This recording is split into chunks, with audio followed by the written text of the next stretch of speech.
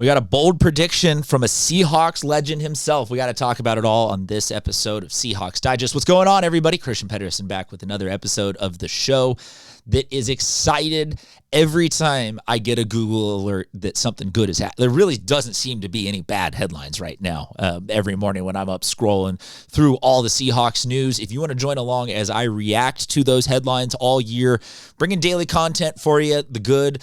If there is any bad ever and everything in between, you're welcome to hit that subscribe button. If you're already doing that, I'm contractually obligated to tell you like, dislike, share, comment. All of those are also buttons. It's YouTube. You know what we do. You've watched it. You're smart cookies. If you're on YouTube watching a football show, you know how this back and forth goes. Okay, I want to talk about this headline today.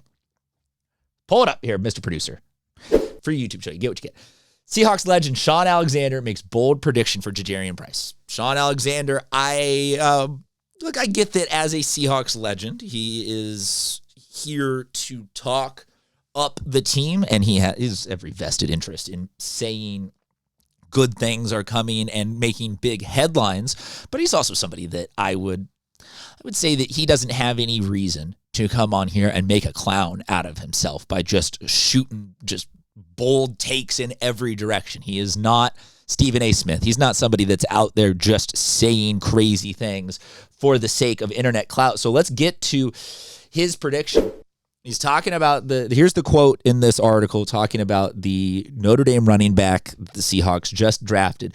Quote, when you're playing in the NFL, the first thing you want to say is who can explode in the holes. Like, that in between the tackle thing. And he ran that stretch run at Notre Dame really, really well. So, there's this thing in him that we haven't seen because they had another great running back. So he's talking about how Price was number 2 option, if you will, at Notre Dame last year, not through his own fault, but that he feels, as we will continue here, got a couple different slides. Apologies if this is too much thick text, but he feels that Price maybe just hasn't gotten a chance to showcase his skill set in a full spectrum of offense yet, and that coming into the Seahawks is going to be a good thing for that. And going off of not being able to run the ball as aggressively, he continued, it's never a problem for running backs, low reps for your body, but that he was coached by a great college coach. He'll clearly be coached great here in Seattle. We know how to run the ball. That's part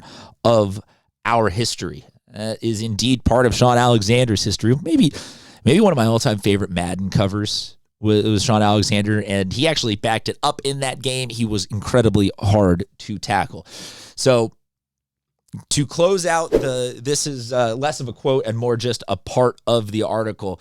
So Adams told Alexander that 6 running backs run for 1,000 yards in his rookie season since 2020, which includes outgoing Kenneth Walker. Adams then asked Alexander if Price would be joining that list. And here is the bold prediction that we actually wanted to get to. He says that not only will that be the case, but that Price will be the only rookie to rush for 1,000 yards in 2026. So let me say that again for you. The long preamble there of all the disclaimers of thinking, hey, he hasn't gotten the chance to fully showcase his between the tackles talent at Notre Dame. He didn't take as many reps as he could or should be capable of taking, and putting all those pieces together.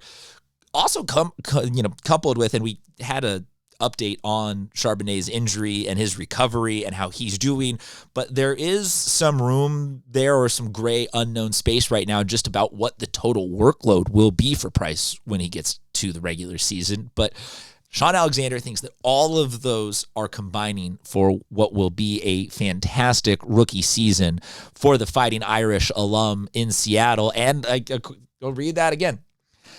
He will be the only rookie, he thinks, to break the 1,000-yard mark in 2026. And maybe that's a big to-do about nothing. Running backs seem kind of somewhat interchangeable and, expendable, and whatever the word is that you want to use in a now pass-heavy league. But to have a guy who let me back that up a second.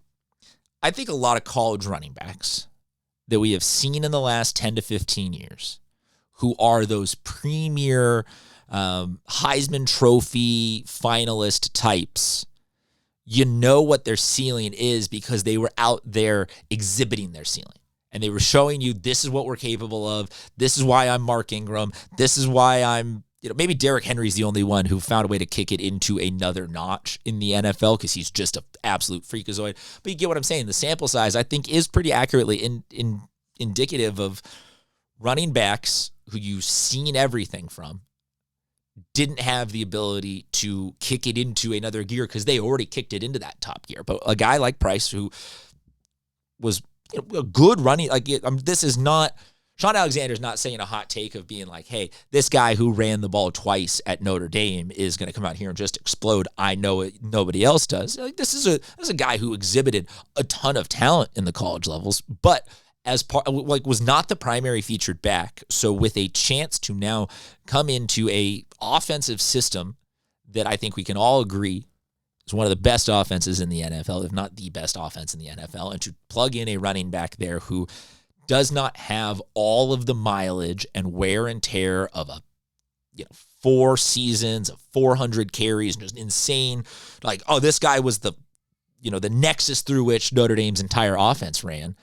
Have that guy, fresh legs, good perspective on how to run the ball, and hungry for an opportunity. I can sort of agree with Sean Alexander without it sounding like a crazy take that he could be right, that we're looking at an explosive rookie who is just absolutely in the right place at the right time to be surrounded by all the right pieces and conditions to have himself a massive year.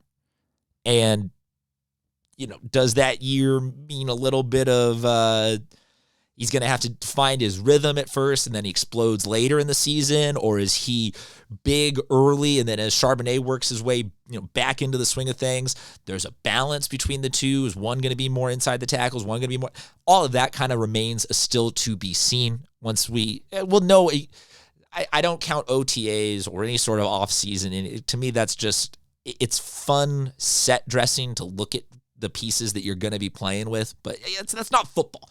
We'll know more once we hit the preseason about this, but I think it's going to be a really interesting, I don't want to call it position battle because I don't want to get on here and say that there's some drama or anything, but it's an interesting position battle just in terms of who's going to be the running back that gets which style and amount of carries. Because it's a win-win situation no matter who's in the backfield right now for the Seahawks. But this will be a really interesting one to see both if Sean Alexander's just a clickbaity headline, blowing smoke out his ass type of pundit, or also to see just what the Seahawks got in their new running back that they added this year. All right, that's it for me on this one. Make sure you hit the subscribe button, like, dislike, comment, all those things. Until next time, we'll talk to you guys soon.